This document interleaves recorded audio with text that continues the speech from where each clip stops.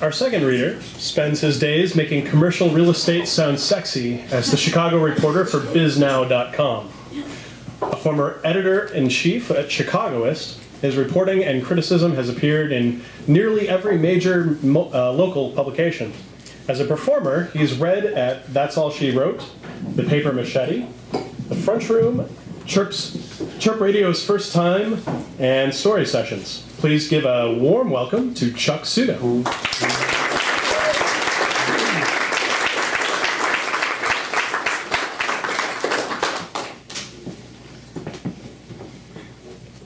Good?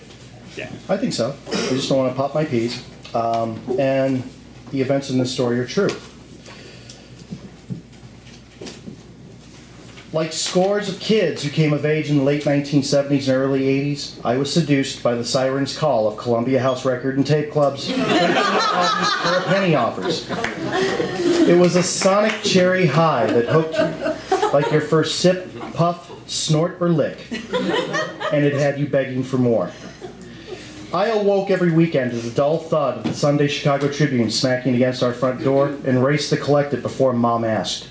I only cared about 3 nuggets of gold buried deep within that ink-stained doorstop. The Sunday comics, the word games, and the weekly Columbia House promotions. I was 8 years old with an overactive imagination and a criminal resourcefulness.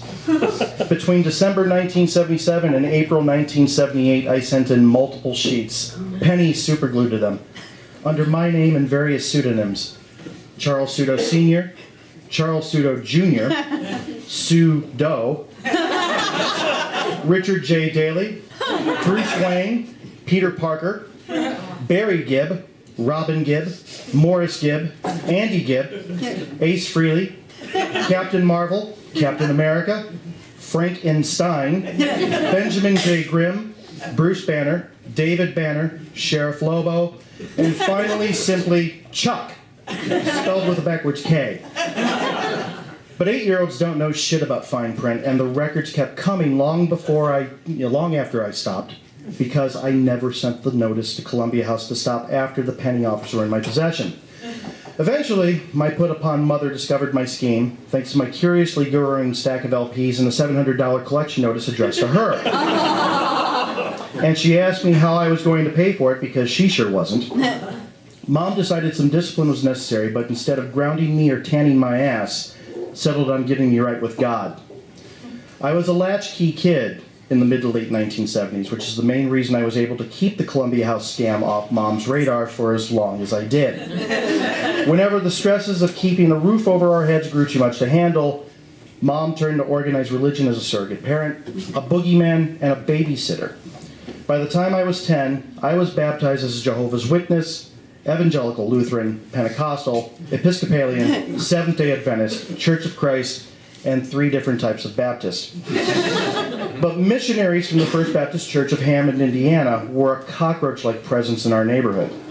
Eventually, Mom welcomed one named Brother Jim into our home in Christmas 1978, after the combination of the Columbia House scam and my painting the faces of my brand new Kiss action figures with flesh-colored model paint because I wanted to know what Kiss looked like without the makeup. Sent her blood pressure skyrocketing. Chicago's working-class neighborhoods to this day are fertile fields for members of the Northwest Indiana megachurch to share their testimonies to unsuspecting people and fill their pews. I've theorized this is because they specifically target 2 types of families. Those where English is not the primary language, and the stressed-out heads of single-parent homes like ours. Brother Jim's elevator pitch was simple. We'll bus Chuck to church and back. You can even stay home. With that, Mom had a gleam in her eye as she thought about catching up on sleep, housekeeping, girlfriend time, and simply having me out of her hair for 8 hours. But unwilling to blindly pass me off to the first warm body, she attended church with me the first Sunday of 1979 and satisfied I would be returned to her in one physical piece, arranged for Brother Jim and his busload of faith to pick me up at 8 a.m. every Sunday. The church was an old Goldblatt's department store in downtown Hammond, and they bussed in a melting pot lady. Mom's constant switching of churches had already instilled in me a healthy skepticism for organized religion. The penchant of First Baptist church members to quote entire chapters of the Old Testament verbatim dressed in the most basic thrift store fashions and barber college hairstyles, only reinforced my doubts. Brother Jim dragged me kicking and screaming to the cross. He sat beside me as the bus navigated the Chicago Skyway, handed me chick cartoon pamphlets with titles like The Brat, The Gay Blade, Where's Rabbi Waxman, and Burn Baby Burn, and chastised me about the Batman comics I kept in my backpack.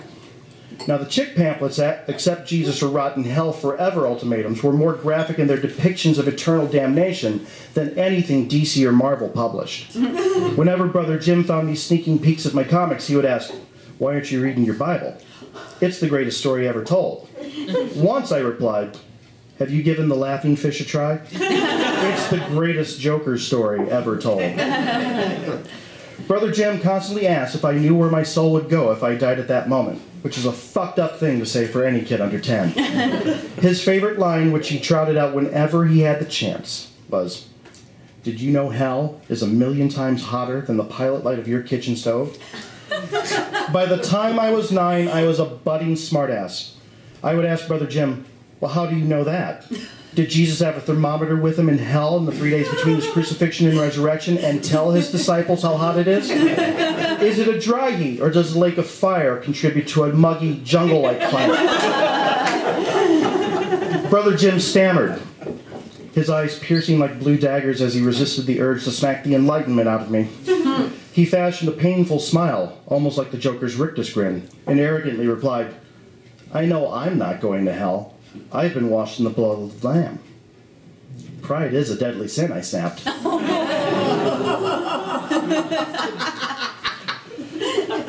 On the bus rides back to Chicago, the missionaries led us in games which were essentially fraternity hazings without the booze, drugs, or possible date rape. Their favorites were always eating contests. Bad tasting baby food, chugging milk or soda, ingesting worms or goldfish, and eating as much of it as fast as you can without having what competitive eaters nowadays call a reversal of fortune. Now, the stomachs of the Hispanic kids on the bus were already roiling pits of rage from the syrupy sweet champagne colas packed in their lunches, so reversals of fortune were often the norm, especially if Brother Jim and his pals broke out the goldfish. I routinely refused to participate and noted the games broke a few cardinal sins. Brother Jim gleefully dismissed my observation with, "But we're doing this as soldiers of the cross," proving that anything can be excused if you crouch it in religion. But everyone had to play eventually, and 4 months into our arrangement, I puked up half a dozen goldfish in front of our house as Brother Jim dropped me off from another Sunday. While Mom worked to settle my stomach, Brother Jim went into my bedroom and went through my record collection with the same zeal I did when I first put it together. His fingers walked through the crates, and he pulled several from my library. Kiss, Cheap Trick, AC/DC, Black Sabbath, David Bowie, ABBA, Funkadelic, Stevie Wonder, Earth, Wind and Fire, George Carlin, Richard Pryor, Elvis Costello and the Attractions, and curiously, Olivia Newton-John's Totally Hot. I told you it was a good scam. "Do you know what KISS stands for?" Brother Jim asked. Before I could answer, he replied, "Knights in Satan's Service." "And AC/DC stands for After Christ Devil Comes," he added. I nodded at my Olivia Newton-John record. "What's wrong with her?" I asked. "Well, look at her suggestive pose," Brother Jim said. "She's promoting promiscuity and a dangerous lifestyle." Now, the album cover to Olivia's Totally Hot is featuring Olivia in her Bad Sandy costume from Grease with the added accessory of a red bandana. Now, it is totally hot, but compared to Carly Simon's album covers back in the day, please. It was the only time in my life that the very safe and pedestrian Olivia Newton-John was implied to be a slut. But it takes all kinds, and Brother Jim was definitely one. He turned to my mother and asked, "With your permission, Shirley, I'd like to bring these records with us next week for something we have planned." Mom, already freaked out that I had goldfish on my breath, asked about the nature of the event. Brother Jim's Joker grin reappeared as he patted me on the shoulder and crowed, "We're having a good old-fashioned record burning." I bawled like every bit of the child I still was and pleaded to Mom, "Please, please don't do this." She looked at my face, beet red, snotting, and fighting for the preservation of my ill-gained booty. Brother Jim broke the silence. "It'll be all right," he continued. "You'll thank me one day for this." I half expected Brother Jim to say that dancing was also an affront to God and possibly outlawed in Hammond as he gathered the records pulled from my collection into a tidy bundle. My mother looked at this man who presumed he could just walk out of the house with these records and glared at him the way I had for months on 30-mile round trips to Indiana. She stopped Brother Jim and said, "We'll have an answer for you by next week. I just need time to convince my son this is the right thing to do." Brother Jim, recognizing he didn't want to cross a mother bear, nodded, placed the records back, and showed himself the door. I stopped blubbering and tried to thank Mom. Before I could utter anything, she whispered, "Not a word. How you conduct yourself in the next 7 days will determine if I give them those records." I towed the line and behaved as though the First Baptist Church's teachings finally sank into my head. The day of the record burning arrived, and as the bus pulled in front of our home, Mom handed me my backpack in which I could feel the shape of an album inside, and my heart sank. "Don't open your backpack until it's time to give the record to Brother Jim," she said. I tried to keep from crying, but couldn't. Brother Jim placed a skeevy arm around my neck and forced me towards the bus. When we arrived in Hammond for Sunday school, the bonfire was already raging, and I was instructed to get in line to offer my final sacrifice. Brother Jim, sensing I would make a run for I-90 if left unattended, stayed at my side until we reached the fire. It may not have been a million times hotter than the stove's pilot light, but for me it was the epitome of hell at that time. As we reached the fire, Brother Jim said, "Okay, let her rip, Chuck." I unzipped my backpack, reached inside, and handed him a still shrink-wrapped copy of The Greatest Story Ever Told.